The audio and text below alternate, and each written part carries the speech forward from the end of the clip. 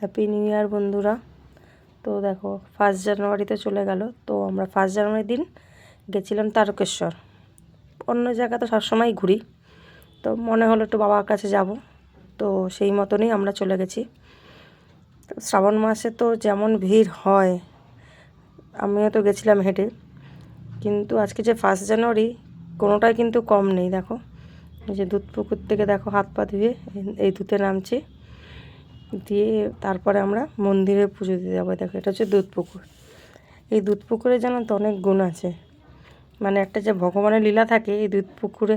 মানে দেখো যত পুণ্যার্থী মানে হেঁটে যায় তারকেশ্বর, তারা কিন্তু সবাই এই পুকুর থেকেই স্নান করে।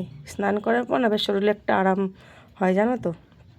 তো দেখো এই হাত পা ধুয়ে আমরা সবাই এবার মন্দিরের দিকে যাব পুজো দেওয়ার জন্য। এইবার দেখো যেহেতু মন্দিরে তো ক্যামেরা অন করতে দেয় না, এদিকে দেখো এই যে বাবার মাথায় জল দেওয়ার জন্য এই যে ঘট কিনে নিচ্ছি। কি দাম নিল জানো, 150 টাকা করে একটা ঘট। কিন্তু যখন আমরা শেওড়াফুলি থেকে যাই তো এত নেয় না। এই দেখো বাবার মন্দিরটা, যে লাইনটা দেখেছো, প্রচণ্ড লাইন।